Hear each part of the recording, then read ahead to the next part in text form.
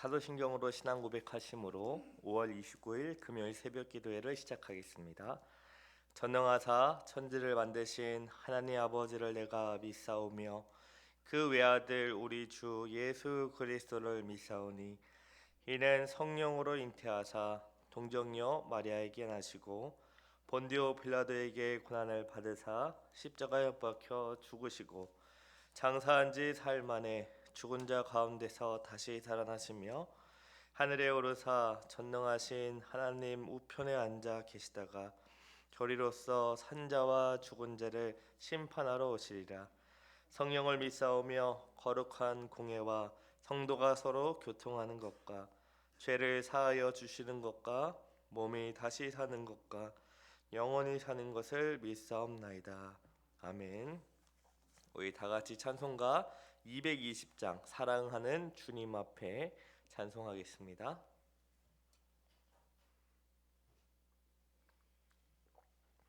찬송가 220장 사랑하는 주님 앞에 찬송하겠습니다. 사랑하는 주님 앞에 형제 자매 한 자리에 크신 은혜 생각하며 즐거운 찬송 부르네.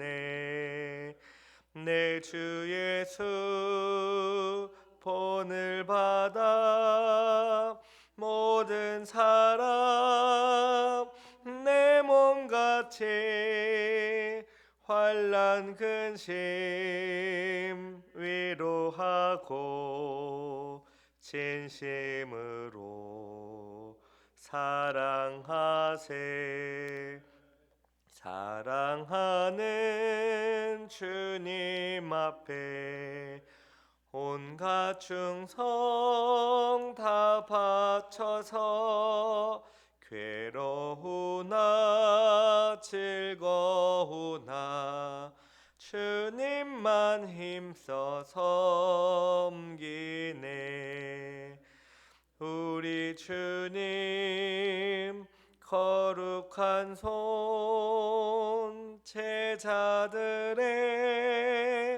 발을 씻어 남 섬기는 종의 도를 몸소 행해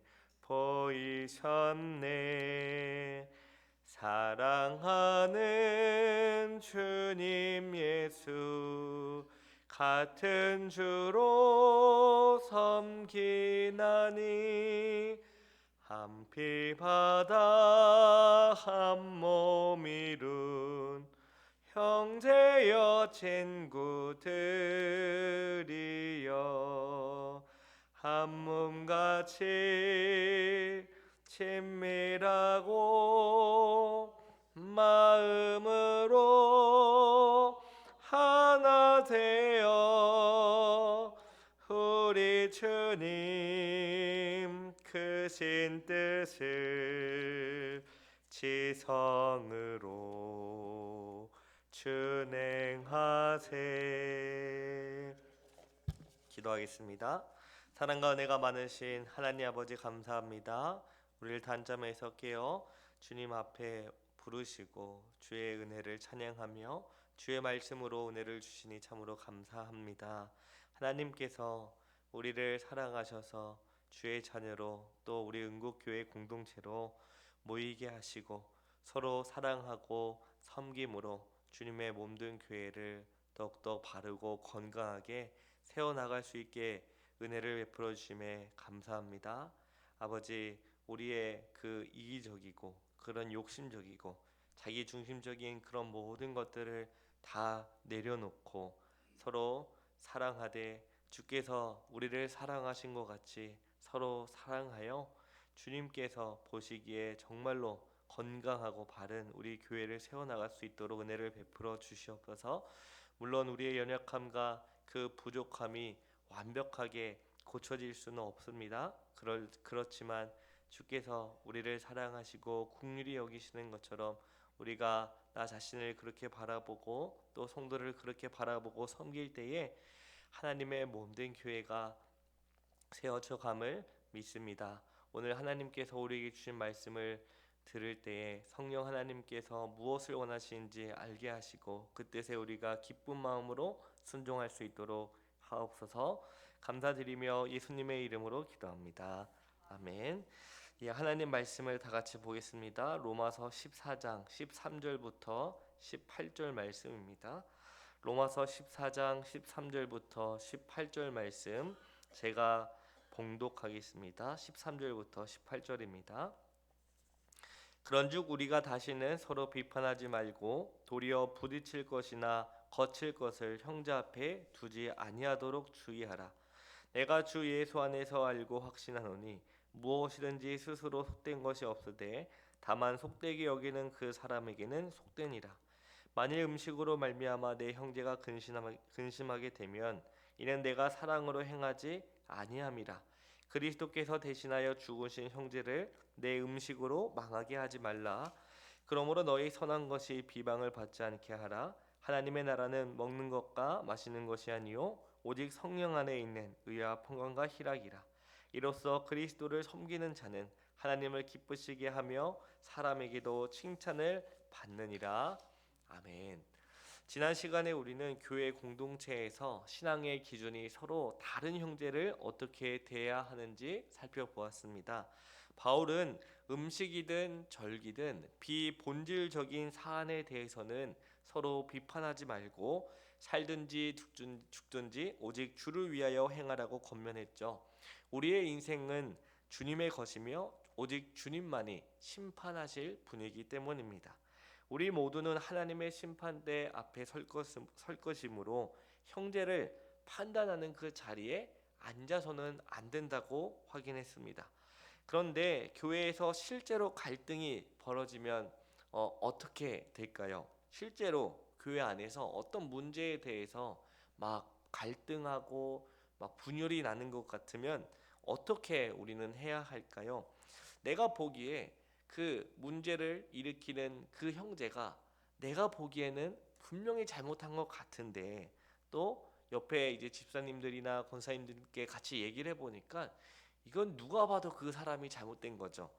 그런 것 같은데 말을 하자니 그 형제가 상처를 받을 것 같고 실족당할 것 같으면 우리는 어떻게 해야 할까요? 오늘 본문이 바로 이 질문에 답을 합니다. 바울은 로마서 14장 1절부터 12절까지 서로 비판하지 말라는 이 원리를 말을 했습니다. 그 다음부터 이 13절부터는 그 서로를 비판하지 말라라는 원리를 실제로 어떻게 해야 하는지, 어떤 마음으로 해야 하는지 구체적으로 알려줍니다. 즉 비판하지 않는 것을 넘어서 적극적으로 형제를 사랑하고 세우는 방법을 가르쳐 준다고 할 수 있죠. 오늘 이 말씀을 통해 우리가 서로 형제를 어떻게 사랑으로 세워야 하는지 알아가기를 바랍니다. 오늘 본문 13절 말씀을 다 같이 읽어보겠습니다.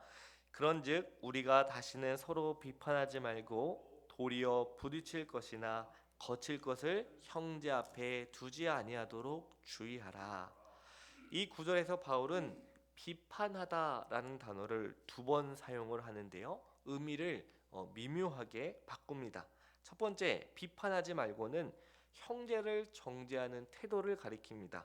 또 두 번째는 그 마지막 부분에 주의하라라고 번역이 되어 있는데 이것은 결심하라, 결정하라라는 뜻이죠. 쉽게 말을 하면요, 형제를 판단하는데 너의 에너지를 쏟지 말고 그 대신에 형제 앞에 걸림돌을 놓지 않기로 결심하라라는 거죠. 바울은 언어 유희를 통해서 우리의 에너지 방향을 완전히 바꾸라고 합니다. 타인을 심판하는 일에서 타인을 넘어지지 않게 하는 것으로 너의 에너지를 바꾸라는 것이죠. 우리는 교회에서 나와 다른 의견에 가진 형제를 만나면요, 그 형제가 왜 틀렸는지 논증하는데 많은 시간을 씁니다. 저 사람은 왜 저렇게 생각할까? 저거는 분명히 잘못된 것인데 저 사람이 무슨 말을 하는지 끝까지 들어보지도 않고 이미 넌 틀렸어, 그거 아니야 라는데 그것을 이제 드러내는데 많은 시간을 들이죠. 그러나 바울은 그 시간과 에너지를 완전히 다른 방향으로 쓰라고 합니다. 내가 혹시 나도 모르는 사이에 형제 앞에 걸림돌을 놓고 있지는 않은지 주의하라라는 거죠. 14절에서 바울은 강한 자의 입장이 옳다는 것을 분명히 인정합니다. 내가 주 예수 안에서 알고 확신하노니 무엇이든지 스스로 속된 것이 없으되. 그러니까 우리 앞에서 다뤘던 음식 자체는 본질적으로 부정하지 않다. 바울은 이것을 알고 있습니다. 왜냐? 하나님께서 창조하신 모든 만물은 선하기 때문이죠. 그래서 사도행전 10장 15절에서도 하나님께서 깨끗하게 하신 것을 속되지 말라고 베드로에게 말씀하셨죠. 그러나 바울은 곧바로 이렇게 덧붙입니다. 다만 속되게 여기는 그 사람에게는 속되니라. 음식 자체는 문제가 없습니다. 양심의 거리낌이 있는 상태에서 먹는 사람에게 그것이 죄가 된다라는 거죠. 음식을 우상의 제물로 바치는 행위가 음식 자체에 어떤 변화를 가하지는 못합니다. 문제는 음식이 아니라 사람의 양심에 있다는 거죠. 진리는 옳지만 그 진리를 적용하는 상대방의 양심의 그 상태를 고려하라라는 거죠. 이것이 바울이 오늘 본문에서 말하는 사랑의 지혜입니다. 또 15절을 제가 읽겠습니다. 만일 음식으로 말미암아 내 형제가 근심하게 되면 이는 내가 사랑으로 행하지 아니함이라. 그리스도께서 대신하여 죽으신 형제를 내 음식으로 망하게 하지 말라. 바울은 형제가 근심하고 망하게 되는 이유를 한마디로 말합니다. 사랑이 없다라는 거죠.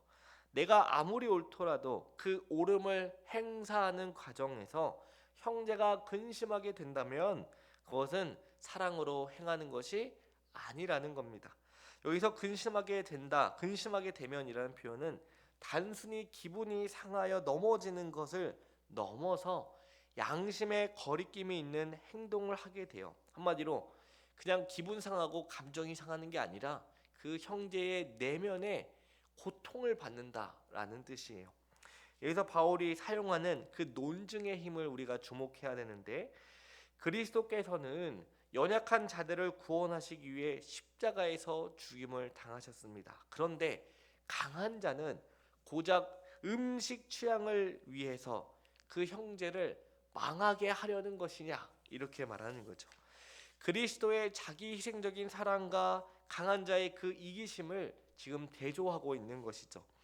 그리스도께서 목숨까지 내놓으신 그 형제를 고작 먹는 음식 때문에 무너지게 한다면, 고통받게 한다면 그것은 그 형제를 사랑하는 것이 아니다. 그리스도께서 하물며 그 형제를 위해 목숨을 내놓으셨는데 고작 음식 가지고 지금 이렇게 하느냐라고 묻는 거죠. 바울은 이것을 그 누구보다 실천했던 사람입니다. 고린도전서 8장에서는요 이렇게 말하죠. 만일 음식이 내 형제를 실족하게 한다면 나는 영원히 고기를 먹지 아니하여 내 형제를 실족하지 않게 하리라. 이것은 내가 한 번, 두 번 상황에 따라 하겠다라는 것이 아니죠. 그 형제를 살리기 위해서면 내가 앞으로 절대 안 먹겠다 이겁니다. 바울은 이런 그 삶의 원리로 살았습니다. 바울은 복음을 전하기 위해서 자신에게 주어진 모든 권리를 다 쓰지 않는 것을 하나님의 상급으로 간주할 정도로 여겼습니다. 자신에게 허락된 자유와 권리를 형제를 위해 기꺼이 내어놓는 것이 진정한 사랑이라는 것을 몸소 보여준 것이죠. 16절에서 바울은 그러므로 너희의 선한 것이 비방을 받지 않게 하라는 거죠. 여기서 선한 것은 그리스도 안에서 강한 자가 가진 합당한 자유를 말합니다. 이 자유 자체는 선합니다. 그러니까 강한 자가 지금 음식에 대해 말하는 주장은 틀리지 않았다, 옳다, 자유롭다라는 거죠. 하지만 그 자유를 교회 공동체에서 행할 때는 방법까지 사랑으로 행해야 된다라는 것이죠. 그렇지 않는다면 그럼으로 인해 교회가 분열되고 분쟁이 된다면 예수님을 믿지 않는 사람으로 하여금 비방할 그 거리를 우리가 주게 된다라는 겁니다. 즉 비방을 받지 않기 위해서는 상대방의 눈높이에 맞추어 행동해야 합니다. 본질적인 문제에 있어서는 절대로 타협하면 안 되지만 이 비본질적인 문제에 대해서는 우리가 얼마든지 사랑으로 양보할 수 있어야 된다는 거죠. 17절 말씀을 보시기 바랍니다.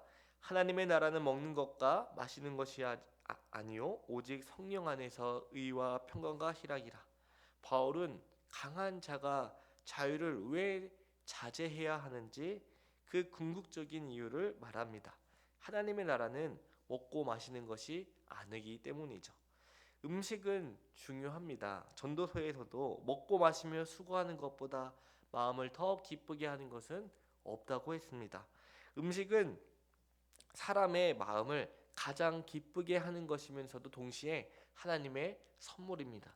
음식이 없으면 우리는 삶을 유지할 수가 없기 때문이죠. 그러나 하나님의 나라는 그 음식보다 더 크고 더 중요하다라고 바울은 말하는 거죠. 하나님의 나라의 본질은 무엇일까요? 세 가지로 말하죠. 첫 번째, 의입니다. 하나님의 앞에서 올바른 관계, 하나님을 기쁘시게 하는 상태를 말하고요. 두 번째는 평강입니다. 하나님과의 화목이죠. 하나님과의 화목이 되면 그 다음에는 자연스럽게 누구와 화목이 됩니까? 형제와 화목이 되는 거죠. 그래서 이것은 어떻게 보면 창조할 때에 하나님께서 주신 당연한 것이지만 죄로 인해 타락되고 오염된 것이기도 하죠. 세 번째, 희락입니다. 성령으로 말미암은 기쁨이 바로 희락이죠. 하나님의 은혜를 깨닫는 데에서 우리가 말씀을 들을 때 하나님의 진리를 깨달을 때 이게 하나님의 뜻이구나. 이렇게 내가 살아가야 되겠구나. 그럴 때 하나님이 주시는 희락이 있다는 거죠. 이 세 가지가 성령 안에서 이루어지는 하나님 나라의 본질입니다. 음식을 먹고 마시는 것은 비본질적인 사안이고 의와 평강과 희락은 본질적인 사안입니다. 그렇다면 이 두 사안이 음식과 하나님 나라가 충돌되면 어느 것을 포기하고 어느 것을 선택해야 될까요? 당연히 비본질적인 것을 포기해야 되고요. 본질적인 것을 선택해야 됩니다. 그러니까 음식을 먹느냐 마느냐, 무엇을 먹느냐 마느냐 보다 우리 교회 공동체 안에서 하나님의 나라가 더 중요하기 때문에 이것을 더 선택해야 된다는 거죠. 이것은 예수님의 가르침과도 일치합니다. 예수님은 마태복음 6장에서 너희는 먼저 그의 나라와 의를 구하라. 그리하면 이 모든 것을 너희에게 더하여 주시라고 말씀하셨습니다. 하나님의 나라가 다른 무엇보다 우선된다는 말씀이죠. 그리고 예수님의 말씀에 따르면 본질적인 문제인 하나님의 나라를 먼저 선택한다면 이런 부수적인 문제도 자연스럽게 해결된다라는 거죠. 그래서 바울은 18절에서 이렇게 결론을 맺습니다. 우리 18절 말씀을 다 같이 읽겠습니다. 이로써 그리스도를 섬기는 자는 하나님을 기쁘시게 하며 사람에게도 칭찬을 받느니라. 의와 평강과 희락으로 그리스도를 섬기면 두 가지 결과가 따라온다고 합니다. 하나님 기뻐하시고 그것을 사람도 인정한다는 거죠. 하나님의 기쁨이 먼저이고요. 사람의 인정이 뒤따른다는 겁니다. 바울은 에베소 성도에게 주를 기쁘시게 할 것이 무엇인가 시험하여 보라고 말했습니다. 우리는 하나님의 기쁨을 가장 먼저 추구해야 한다는 거죠. 하나님의 기쁨과 사람의 인정은 이 원인과 결과의 관계로 연결될 수 있다는 거죠. 오늘 말씀을 통해 우리는 한 가지 사실을 깨달았습니다. 옳은 것을 행하는 것과 사랑으로 행하는 것은 다르다라는 거죠. 내가 옳다는 사실이 그 형제를 넘어지게 하고 고통받게 하고 무너지게 할 자격은 주지 않는다는 것입니다. 그리스도께서 그 형제를 위해 목숨까지 내놓으셨기 때문이죠.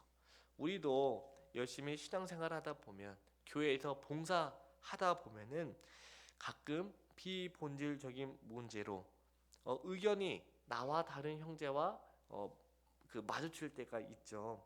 예배의 형식이나 신앙생활의 방식이나 또는 기도하는 그 방식에 따라 한마디로 삶의 기준이 서로 다를 수 있습니다. 이때 내가 옳다고 해서 그것을 무작정 밀어붙이는 것은 결코 사랑이 아닙니다.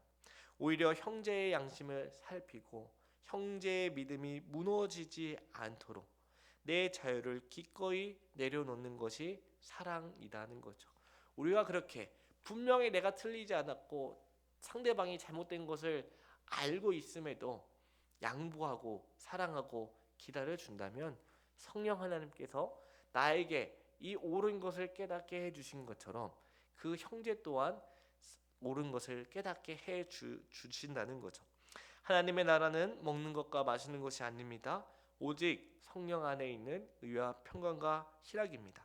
오늘 하루를 살아가시면서 비본질적인 일로 형제를 판단하는 이 교만의 잣대를 내려놓으시기 바랍니다.